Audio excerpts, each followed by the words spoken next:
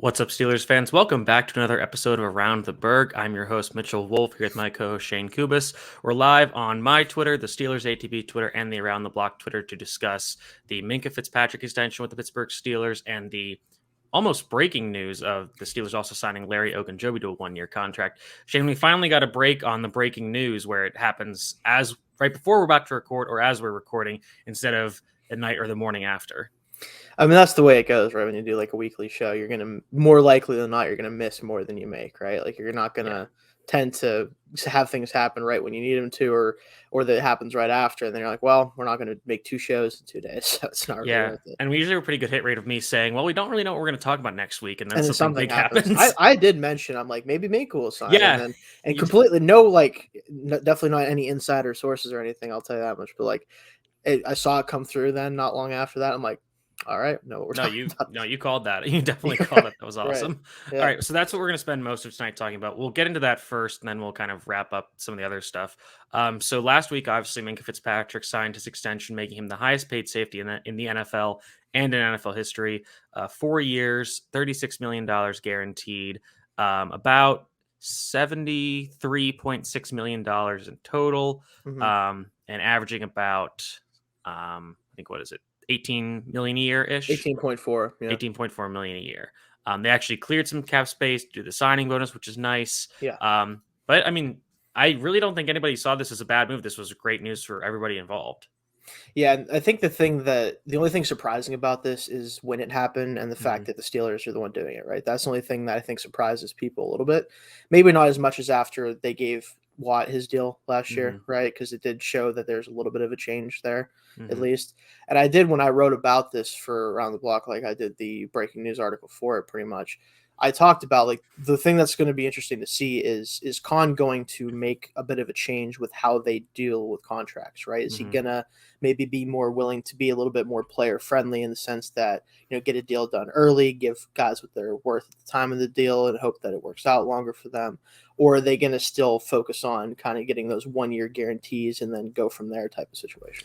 Yeah, I think this does signal a changing of the guard. I mean, if you do look at the deal, there is still a pretty decent out after 2023 in terms of the dead cap. But, I do think that at least he's changing the timeline of how things are done because, obviously a long time ago, this deal wouldn't have been done until next spring. Yeah, or whatever the case may be. Yeah. So it's good that they just got this done now. And, he's still only, I think he's still 25. He'll turn 26 before the season begins. Yes. Yeah. But I mean, last year was tough for him because of the struggles up front, but still, he had a crazy tackle numbers, which you don't necessarily want for your free safety, but not ideally, but but still a really good season from him. And it's just great they locked him up so they can have this guy as the leader of their, if not their secondary, their entire defense for the next few years. Yeah, I think like last year, obviously we've talked about it a couple different times. Like it was tough for him because he wasn't able to play the role that made him the super impact he was starting in 2019 when we made the trade, right?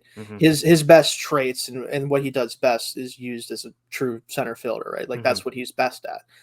But now we know if there's a week or a game or within a game where maybe we need him to play more of the role he played last year, we know that he can do it if called upon, right? I think in some ways that's a little bit beneficial because he had to kind of become a better tackler. He had to become a little bit more physical overall, just out of necessity, really, if nothing else. So I think ultimately I'm hoping it improves his game long-term.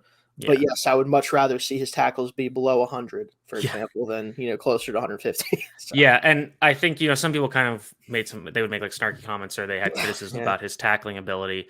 And he's obviously not, a Sean Taylor or Troy Polamalu or, one of those, traditional box strong safety that's going to come up and lay the wood on anybody. Exactly. But, his I think based on like how many times he had to go and make a tackle, that was very like his tackle rate was his missed tackle rate was very low relative to how many times he was tested. And like I said, like he's not going to be, a physical force and bringing people down, but he's going to get the job done and get the runner to the ground or out of bounds. And that's really all you need for your free safety. Yeah. And I just like the fact that we did see more physicality out of him. Like I said, even if it was because of not the right circumstances, seeing it hopefully will add that a little bit more to his game where he can be more of an all-around player than he already was before. Yeah, absolutely. And I thought some of his comments in the press comments were interesting. He talked about how he wanted to come, or he has enjoyed his time here so much because of that commitment to winning and the culture and the tradition and all that. And I think it's really interesting that he said all that. And then they asked him kind of about Brian Flores and their relationship, which I think a lot of people know that relationship souring during their short time Yes. together in Miami was the reason why Minkah wanted out. And Mm-hmm. it seems like that relationship has been mended. And I'm wondering, if Minkah kind of either heard some stuff he shouldn't have, or he just saw the writing on the wall of the Dolphins allegedly trying to tank that season. He's like, I just don't want to be part of this.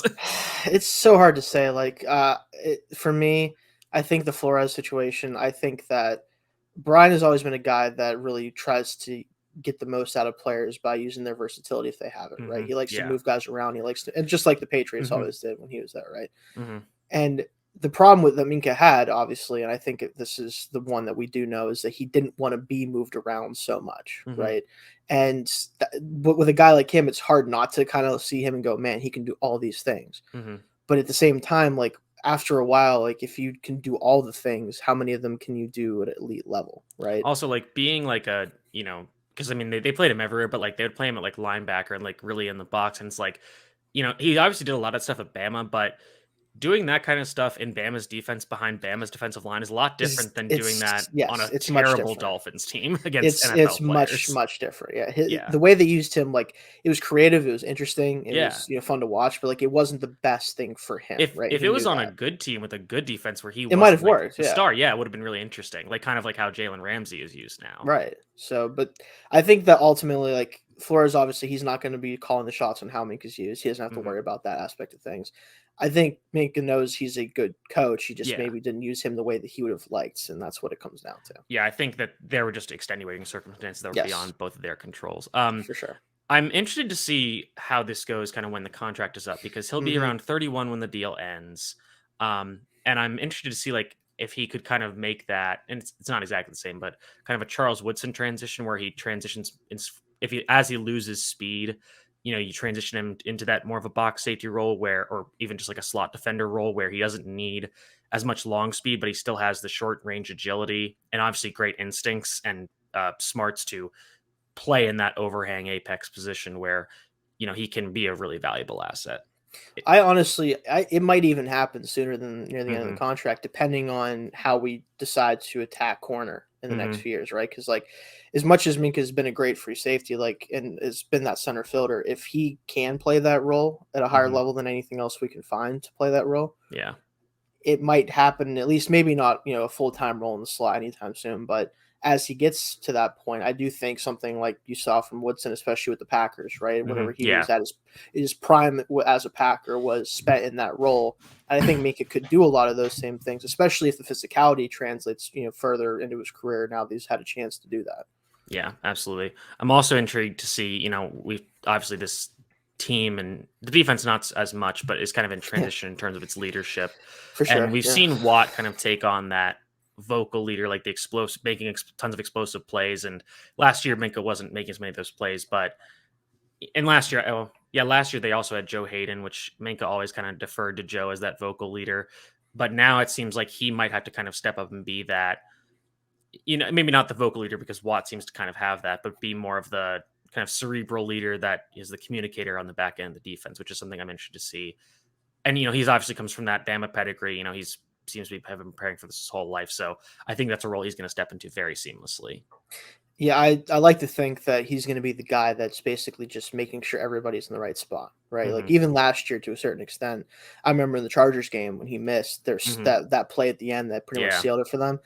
I don't think that play happens if he's No. on the field. Not Mhm. only because maybe he was the one who was in charge of that zone, possibly, but he would have had guys in the right spot to Yes. prevent a play like that. Yeah, because they had like And Trey Norwood play in that position as a exactly, and rookie, and yeah, it's hard. Again, nothing against Norwood or anything. Not that he's not a smart player, but like Minka just one a veteran and two a very smart player. there's a Like difference between what ended up being the highest paid safety in NFL history yes, and a 7th round pick.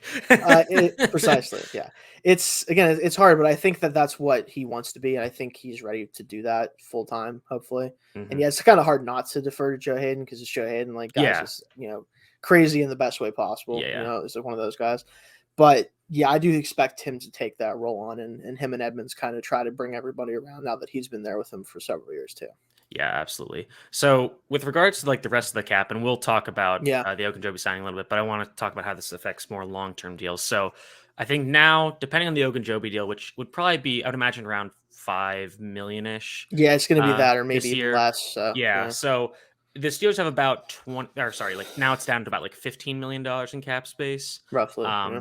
Which that still gives them a lot of money this year and next year to re-sign both Boswell and Deontay Johnson.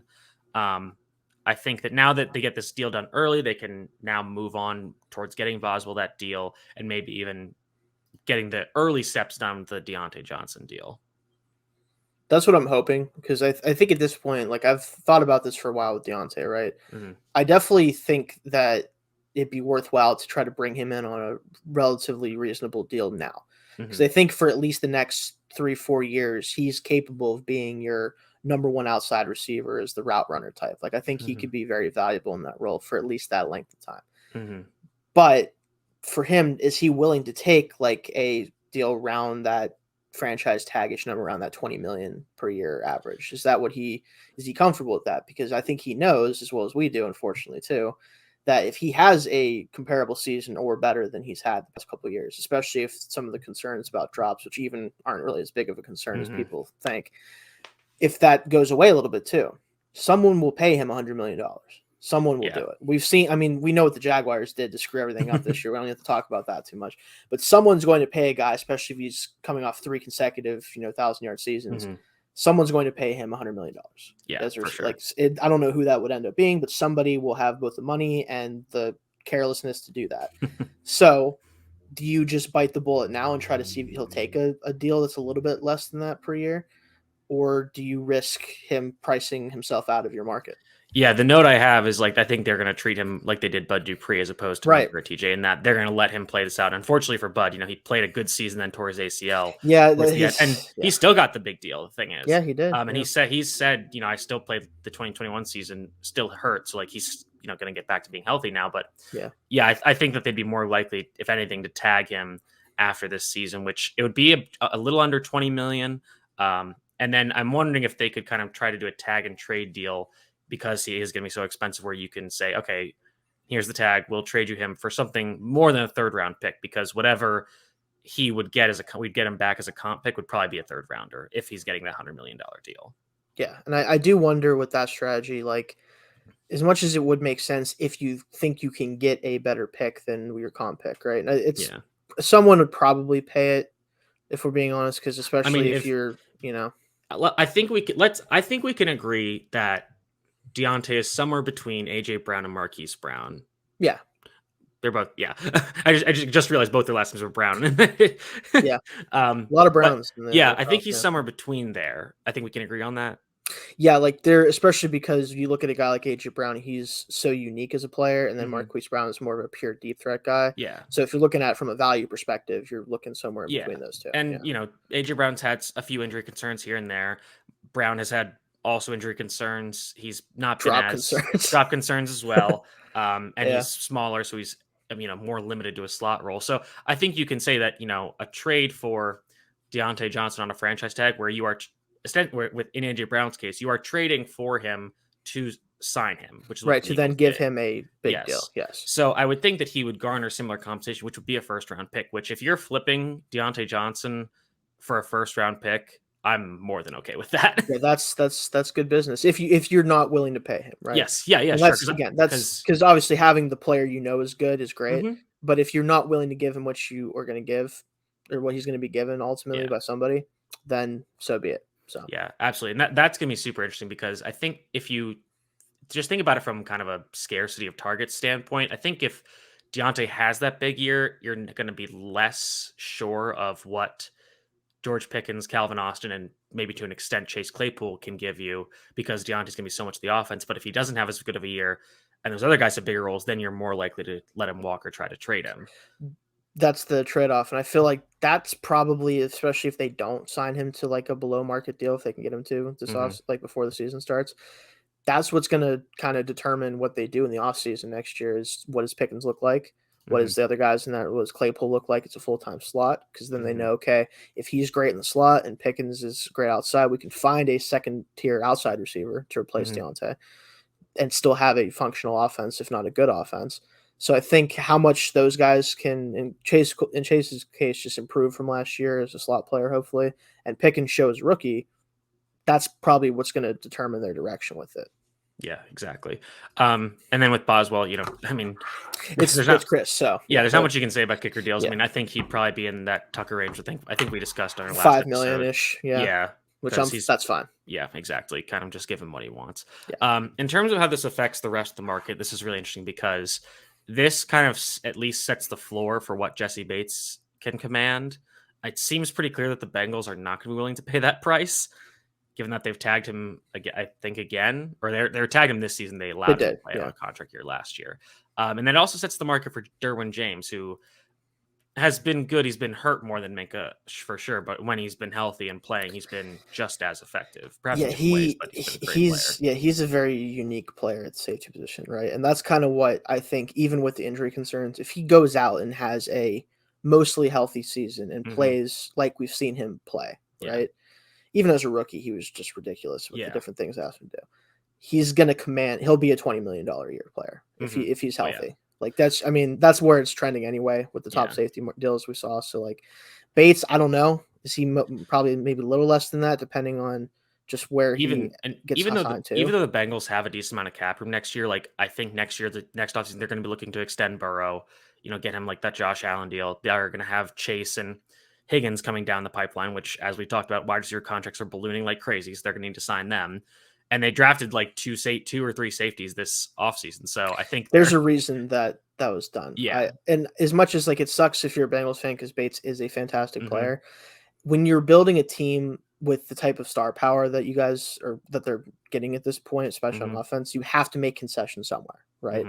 And that's going to be up to them to draft well in the secondary if they're going to lose pieces there. I mean, even last year, Bates in the regular season wasn't quite the same guy we've seen in the past. Overall, his effectiveness, in my opinion, at least, he turned it on in the playoffs for sure. There was a lot made about that. But I think Bates brought up was that like he was still very frustrated about playing on a contract year, and then kind of was able to buckle down, and then his play improved. Yeah, once he got to that, once you realized, hey, we're on a Super Bowl run here. Yeah. Like, and again, that makes sense. Like, totally fine if that's the case, and maybe he'll have a different attitude this year if he plays on the tag. But if he goes out and has a big season, there's just no way that they're going to be able to pay him the money that he wants at that point. Yeah, and then with the Chargers and Derwin, it's even crazier because like next year they're gonna probably again also have to look into re-signing Herbert, but they're already $20 million over the cap for next year. So I don't know how they're going to make that work. This is them, in my opinion, just saying we're going to try to go ahead and win it right now. Like everything about what they've done this offseason tells me we think we can do it right now. And if we do, great. And if we don't, well, we'll have to figure something else out. Yeah. But as soon as they re-signed Mike Williams, I was like, okay, this team wants to win this year, and that's all they care about. Because they are creating, like, they're following the Rams model of just screw it, we're just gonna do everything. LA is just the throw money at it until it works city. I mean, especially in sports, you look at the Dodgers, you look at the Rams, like they're just like, we'll just fix problems with money until it doesn't work. And then in case of the Rams, it did. So we'll see what the Chargers can do. Or it keeps failing like it did at USC. Yeah, well, I mean, college is tough. But... Well, now that they have NIL money and they have Lincoln Riley there, now they're throwing money. It's working. Yes. Now, shout out Jordan Madison. We'll see we'll see how that goes. But but this is very exciting as Steelers fans. You feel really good about having him locked down for the long term. Sure. So we'll talk about some of the other stuff. So we'll talk about Larry Ogunjobi now, who signed a 1-year deal today. And earlier this offseason, he was supposed to sign with the Bears, but he failed his physical, and it was a pretty big deal. I think it was like a $35 million contract. I think it was 3 years, 45, wasn't it? Okay, something like that? Yeah, okay. That's something ridiculous like that. Or 42, maybe 3 years, 42, something like that. Yeah. It's crazy. I'm going to try to find that now. But yeah, I mean, and he had a good season for the Bengals last year after spending the first 7 sacks, I think. Yeah. Yep. And I think he had an injury in the playoffs, which is kind of the reason why he failed the physical. But in the wake of the Stephon Tuitt retirement, I think this is a really smart, cheap signing. And if he's if he isn't healthy, they probably can just get out of this pretty quickly. But if he is healthy and can play well, like this is a great, third or fourth defensive lineman. Yeah, like he obviously brings the pass rush element which is what they think they're trying to get back with Tua, because obviously Tua was a good run defender, but just his quickness allowed him to get off blocks quickly. But they're really losing a lot of pass rush more than anything else, right, from Tua. Yeah, so because Alualu doesn't offer you that much, and Wormley had his moments, but Wormley's a good player, but I don't think he's not definitely he's definitely like a pass 2-down rusher. Definitely more of a 2-down run defender, especially in a 3-4 scheme, whereas Ogunjobi, like you said, offers you more of that one gap penetrator style. Exactly, so the contract was 3 years, $40.5 million. 40.5 with 26-ish million guaranteed, and that was the one that was voided. But yeah, I mean, now if you just think about, you assume that Hayward and Wormley and Alualu will be their every down base defense starters. Yeah. And then they can, take either of those other two off the field in passer situations. And we saw how much a depleted defensive line really killed this defense. And I think this year they're going into saying we're never letting it happen again. We're never going to finish last in the league in a run defense ever again. No, they run a lot of, the bodies that worked out well for them last year, they still have. Loudermilk got bigger, literally just put on weight and looks a little bit better. Just getting those guys up to speed from last year to the guys that did show some promise is going to be helpful. But then you bring in Leal, obviously, in the draft. Now you have Ogunjobi. Barring catastrophic amount of injuries, we should have one of the deeper defensive lines. Yes. In the league, and that's good to just give guys like Hayward some rest so they don't have to do everything all the time. Yeah, last year was he doesn't have to put in this Herculean effort. And Alualu is also an older guy, so giving him some rotations off the field is great too. Other news besides, I think this is it'll be fun. I'm interested to see how this is gonna work, because last year he did play more in that B gap, 3 to 4 technique range, whereas the first few years of the Browns he was B gap. Originally he was kind of a nose tackle, just playing coming out of Baylor, I think it was, right? Yeah, that was Andrew Billings. Oh, that was Billings. Oh, I get those two. Yeah. I think he also had like a big knee injury that kind of knocked him out too. Pretty sure, yeah. And that was somebody I also liked for the Steelers a few years ago before he kind of succumbed to injuries. But he was playing in a more traditional 4-3 defense with the Browns. And then with the Bengals, they do a lot of multiple stuff. So I'm not sure how much true 2-gapping defensive end he's going to be doing. Like we said, he's going to be mostly a pass rusher. Yeah. But I think this will be a really fun defensive line. Overall, I think so. Yeah. Other news. So this was kind of the weekly laugh at the Steelers thing. Was Chase Claypool went on the I Am an Athlete podcast, and it's with Brandon Marshall, Ryan. I think Ryan Clark was there. Shady McCoy and Pac-Man Jones were all there. I think so. Yeah. Yeah. So that's, first of all, quite a cast of characters. Yeah. That podcast is nuts. Yeah. Just in general, just having those people in the room together, but whatever. But he went on there and he talked about the whole TikTok thing, which he's kind of gotten off of anyways. But he says, it's not a distraction. It's something fun we do sometimes. And, if we win, nobody cares. But if we lose, people lose their minds. Right. But he also mentioned that he what he said was he feels that he can be a top 3 receiver. And he said, I have work I need to do. And, if I'm playing my best game, I feel like I can be a top 3 receiver in the league, which, some people clowned it. More people I saw eventually were like, you'd rather have him be like this than say, hey, I'm kind of mid. That's the problem, right? Is like when guys say this, everyone yells at them. Yeah. But when they don't say it, or they don't act like it, they get mad saying they don't have that dog in them, right? Yeah. That's the joke that's been going around forever. Pick one. Yeah. Like, people at home, I'm telling you, stop. Like, if you see a guy say this, just say, good for him. He's confident. The other that's problem as far is as it needs to be, though. The other problem is like everybody just saw this and then they did the clickbait headlines, and yeah, it's like, of course. Chase Claypool, that's always something you have to worry about. Yeah. Chase Claypool is top 3 receiver in the league, and nobody reads the article. And they're like, oh, Chase Claypool thinks he's top 3 receiver in the NFL. He's not even top 3 on his team. And that's what happens, right? Yeah. And like, I think he could be one of the 3 most prolific slot receivers in the league if he wanted to be. Like, if he really could be. The other thing he said is he wants to be top 3 in like receiving categories, like not necessarily like in terms of statistics, not in terms of just talent. Which, it's a really good league right now. I think Cooper Kupp, Devontae Adams would be everybody's top 3, and then third spot is kind of up for grabs with Stephon Diggs, Tyreek Hill, DK Metcalf, Keenan Allen. There's so many guys. It's it's Hopkins hard to Hopkins when healthy. Yep, it's hard to just come up with one more when there's so many of those guys. And in this offense, I don't anticipate him being that kind of target share kind of player. But, Right. you know, Yeah. I think, again, we'd rather have him have this attitude than have the other attitude. Right. And that's ultimately what this is about. Like, regardless of where you think he is talent wise or how good you think he can be or not, this is the right mentality to have. Mhm. It is, especially because you mentioned, and again, nobody cares about this part, but he said he has work to do, all this other stuff. Like, he prefaced it, but he did say that he thinks he can get there. And honestly, good for him. He has. Yeah. I mean, he's a freakish athlete. Yeah, I mean, He has if the physical tools to do it exactly. realistically. Yeah, like, So if he is on his game, then yes, like, he's built like an absolute alien, and there's no reason to think that, like, if he is on his game and the quarterback play is going well, then yeah, I could see hey, it. just look at the Eagles game his rookie year. Look Yeah, what he I did to mean, that team. Like, it he's like, shown it. we talked about this last week, like, if Martavis Bryant kept his head on straight, like, he could have been the next Randy Moss. Yeah, real. I mean, that's the Steelers find guys like this, Yeah, right? Now it's just up to those guys in this case. You know, we've always seen the wheels kind of come off for the most yeah, part, but Chase has a chance to kind of rewrite that narrative. So yeah. Yeah, I kind of got tired of that. I think this will be the last thing we talk about for this week's episode.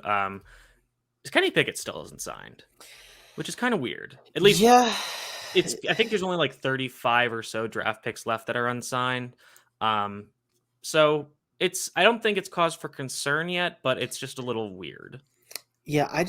The thing about it is normally when this happens, right? When you get this far into like OTAs, you're getting close to camp, and a rookie isn't signed. There's some reports about, oh, it's about this guarantee, or when is this money being paid out, or any number of stupid contract clauses that the Is your NFL. signing bonus being put into a crypto fund? Right, and then you lose 70% of it. That was a whole thing. I mean, listen, Trevor Lawrence is I just had somebody text me that and said play stupid games and all that. you know, But yeah, man, Trevor Lawrence had a rough year. literally he's one of those situations where like I want him to succeed solely because for you to have the circumstances that he had last year. Mm-hmm. So like obviously you're the number one pick, so pressure, right? You've been anointed the number one pick pretty much since you stepped on campus at Clemson, right? Because you were unbelievable freshman player. Yeah. Since that national championship, he's been the presumptive one overall. Exactly. Yep. And for good reason, right? Mm-hmm. Yeah. You show up and the Jaguars managed to get the first overall pick, which that's already a red flag. Right. Yep. Red flag one. Red flag. There was talk about him saying like, I'm not going to play for you. Exactly. And I don't blame him. I don't blame him. We need more of that. Yeah, really, honestly, I'm fine. They're already like the player empowerment thing. I'm already for it anyway. Do it like before you even have a chance to screw up, right? Mm-hmm. Like, go ahead and just be like, listen, you guys, you suck, right? Yeah. We don't have to have like this conversation, right? Mm-hmm. Get out of here. I'm not doing it, right?